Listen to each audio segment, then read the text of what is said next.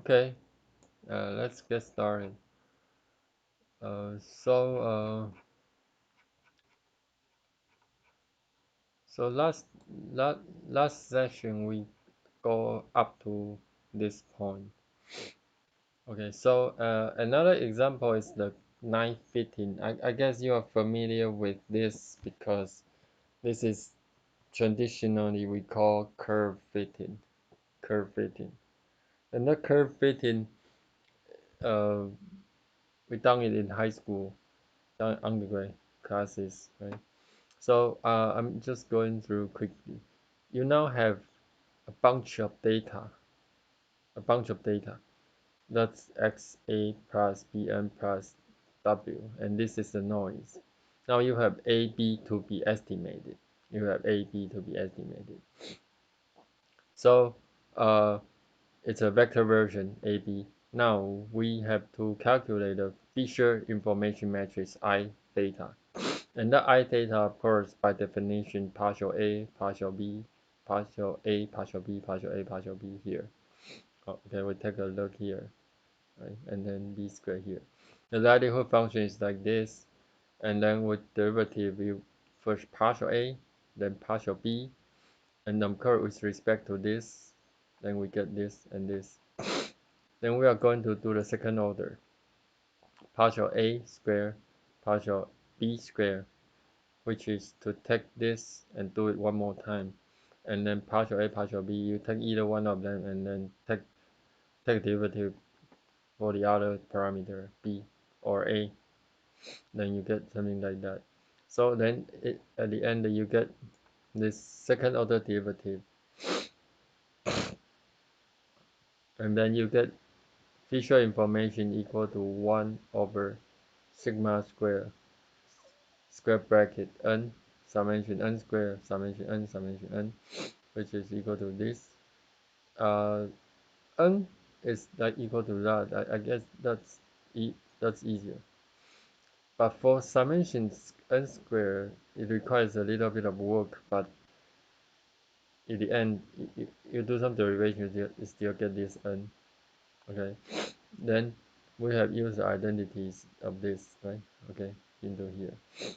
Inverting the matrix. Okay, notice that we invert it and then take the element out. We are not taking the element out first, then do the inversion. No, that's not the way to do it. The way to do it is to take the inversion and then take the parameter, take the element. For example, 1 element or 2 element or 1 2 element or 2 1 element, and then you do the inverse. Then if you do the inversion, you get something like that. Matrix inversion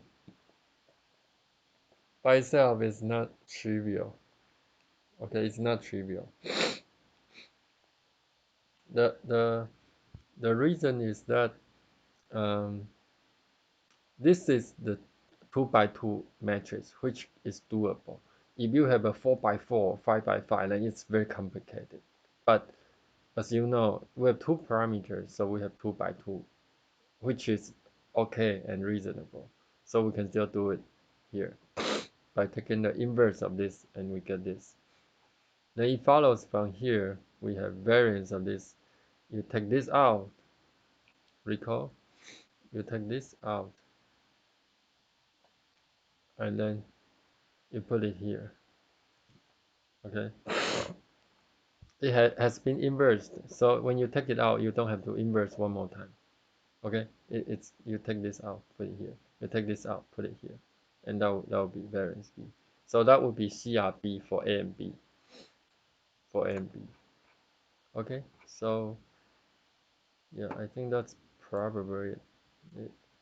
So now formally we define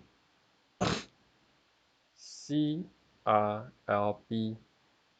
for vector version. So we assume that the PDF P of X theta satisfies regularity condition expect of this equal to 0, which is the same for the scalar version.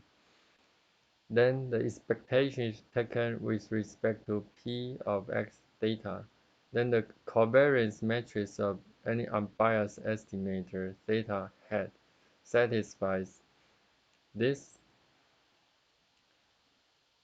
because of some properties positive semi-definite. So that is a property of positive semi-definite, larger than or equal to 0. If there is no equal sign, then it's positive definite. But there is an equal sign, so it's the semi-definite. Okay, then the Fisher information matrix is defined this way. We have did this before. Okay, we explained this in our previous sessions, so recall it. I theta ij element is expect minus a partial lnp. This is likelihood function partial theta I partial theta j. Then where the derivatives are evaluated at the true value of theta and the expectation is taken with respect to this. Then an unbiased estimator may be found that attains the bound if in that C theta is equal to I minus 1 if and only if this is satisfied. If this is satisfied. And this is the same as the scalar version, except now it becomes a matrix. And this is a vector. This is a vector. And if you can put it into this form, the estimator is the NTHU estimator. Then that will be theta equal to G of X. But again, this exists only for some simple problems. For a lot of difficult problems, complicated problems, it's not that easy to find those nice properties. So that's the Fisher formulation. Okay, the proof is given here, but we don't we don't we don't have to spend that much time on this. Recognize the property, that's more important. Then that equation follows from is shown by noting that for a positive semi-definite matrix, diagonal elements are non-negative. Hence we have this. And therefore, variance, here comes the point. Variance of theta I, recall, we have a theta that is a vector. Okay, that's a vector version. For its theta I hat will equal to covariance matrix of theta II. It's called the covariance matrix of theta. Square bracket II larger or equal to I minus 1. You take the inverse first and then take the II element out. It will be larger than that. Then equality holds for if this equal holds, then that means that the estimator reaches the minimum value, which is the CRB,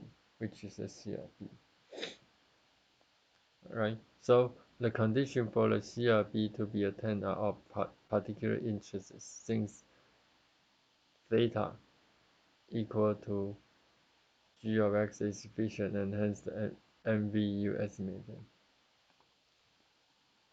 Okay, so so this is the curve fitting example. Redo again, but we don't have to redo it here. We don't have to redo it here. The point is, uh, this is the CRB. You calculate Fisher information, take the inverse, and then take the II. If there is a transformation, then it will be a little bit difficult. Okay, so the discussion in session 3.6 extends easily to the vector case. So assume that it is desired to have to estimate alpha, which is equal to g of theta.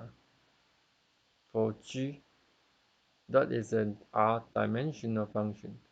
Then as shown here, we have c of alpha hat minus this larger than that, larger than that. So partial g, partial theta is the Jacobian matrix. Jacobian is used for transformation. So that's you can think of it as a definition. Right? Okay, that's one way to understand it. Jacobian definition, meaning that partial g is partial g1, partial theta 1, partial g2, partial theta 2, so on and so forth. Okay. So that would be a vector version CRB here, CRB, meaning that covariance matrix alpha minus this will be larger than that. In other words, this whole thing, if you put it at the right hand side, that would be the CR, that will be the lower bound for the covariance matrix. Then it will be the what? It will be the CRB. It will be the CRB. Okay. And then the next thing is CRB for general Gaussian case. It's quite convenient at times to have a general expression for CRB. In the case of Gaussian observations, we derive the CRB that generalize this. Assume that X is distributed by Gaussian distribution with mu, but mu depends on theta, and covariance matrix depends on theta also. So that both the mean and covariance may depend on theta. Then as shown in appendix, the feature information matrix is given by this way, more complicated, where partial mu partial theta I is defined as this vector. Okay. And then partial c partial theta I is defined here. For the scalar parameter, we have some mixing characters here. N mu sigma square of theta. It will be I of theta. But anyway, we cannot see it here. This is the c minus 1 partial mu partial theta. This is the trace of c minus 1 minus partial c partial theta. Okay, so I think that would be the general case. The general case. Now you have visual information. Redo again and you put it here. You get lower bound for this.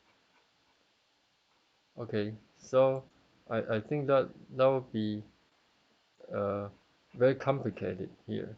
So if we quickly go through it, we now have a vector version, and vector version by definition, the ordinary version will be just a vector of parameter, and then the CRB is just variance of this larger than this II, than this feature information II. But how is feature information calculated? Feature information is calculated this way. You just take the likelihood and partial theta I partial theta j. And we have done DC level white Gaussian noise. And we have done 915, right? We have done 915. And then vector version, formal definition is here. Formal definition is here.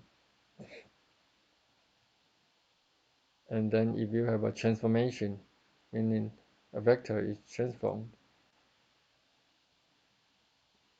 into another vector, then you have a new form of the lower bound.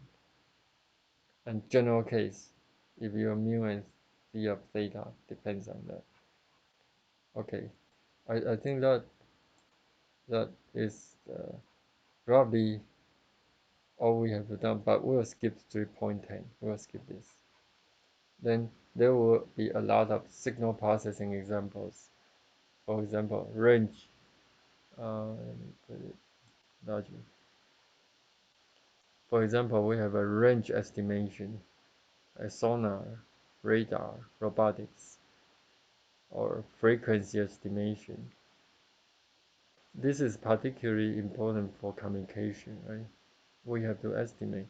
In some cases, we have to know the frequency, and the frequency because of the Doppler effect and shifted, so on and so forth. We have to estimate the frequency. And sonar, radar, spectrometry. And bearing.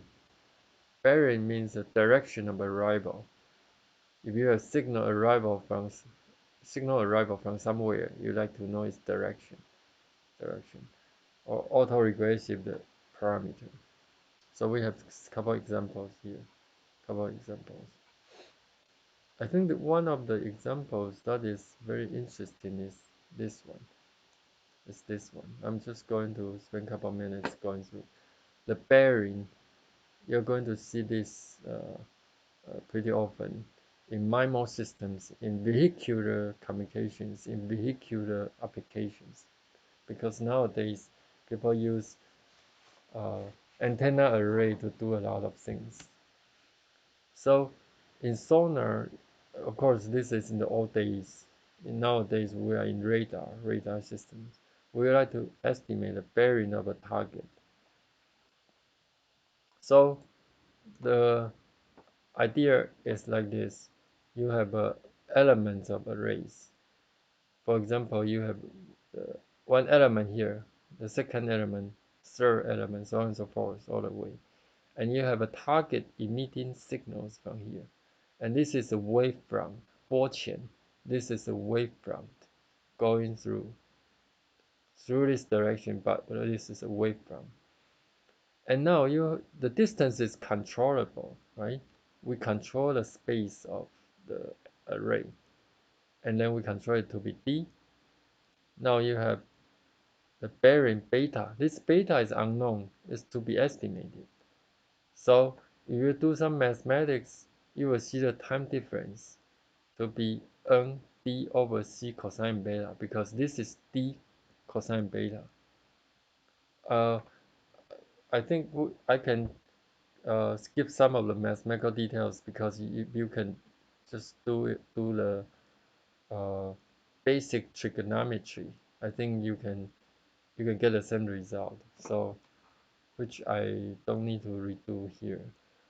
We have d, and you have angle beta. Then that spacing will be d cosine beta, because it's d beta, and this is cosine, and this is sine, of course, cosine beta. And d cosine beta divided by c, which is the speed of the wave, then that will be the time, right? Time difference. Then the nth element with respect to zeroth element, it has n times the time difference. So there's n here. So to speak, you have this n d over c cosine beta as the time difference between where? Between nth element and zeroth element. Zeroth element is here. So the time difference can be described this way. But so but if it's a sinusoidal signal, then the Sn, which is the signal observed at the nth sensor, is Sn which will be a cosine. Of course, the cosine is by assumption. It's assumed to be a sinusoidal. So we say it's a cosine signal. And it's 2 pi ft, but t is what? T is the t minus time difference, right? For n is such difference, so you have to sort of, this is like a reference that at the nth element you minus that tn, so t minus tn plus 5 plus 5. Then as a result, you go through you know you have a signal model, right? You have a signal model. But let's take a look at what's known and what's unknown. The n is known, its index. D is known, is controlled by our array geometry. C is the speed, which is also known, right? Which is also known. Then uh, what is unknown? The unknown is the A, which is the amplitude of the signal, phi, which is the phase of the signal, and beta, which is the arrival angle of the signal, is unknown. So we have a vector version of the unknown, A, beta, phi. Okay, so now it becomes like this. A is A, this is that, and beta, of course, by geometric, trigonometric inverse function arc cosine, then you get this. Okay, so now we have what? We have a problem with 3 unknown parameters, and it has Gaussian noise, vector version, estimation. So it's a vector version parameter estimation in Gaussian noise. So now we have what? We have previous derivations, right? So we do the Jacobian of it, and then from this we get this. This is CRB, and because of Jacobian matrix, do the details, you get something like that. And then we have I minus 1 theta 2 equal to this uh, variance beta head, which is the bearing, the arrival, the so-called arrival. The arrival is like that.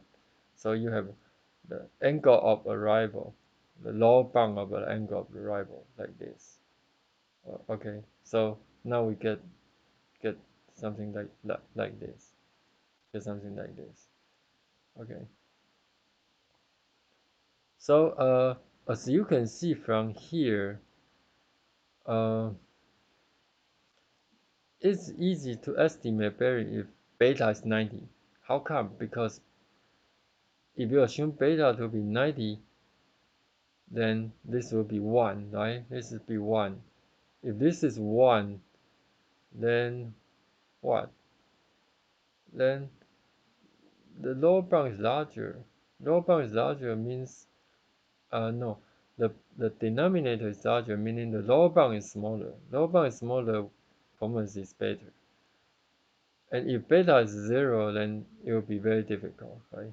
Because sine 0 is like 0, and you have 0 in the denominator, you have trouble.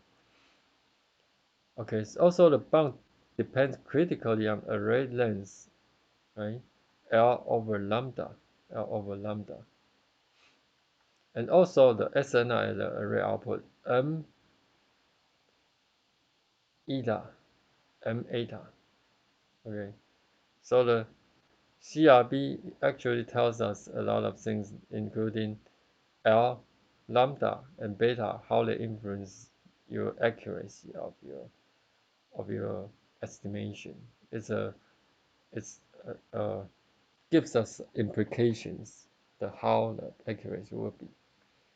Okay, I think that'll be the end of today's class. And next week we're going to continue from chapter 4, and this will be the end of today. Thank you.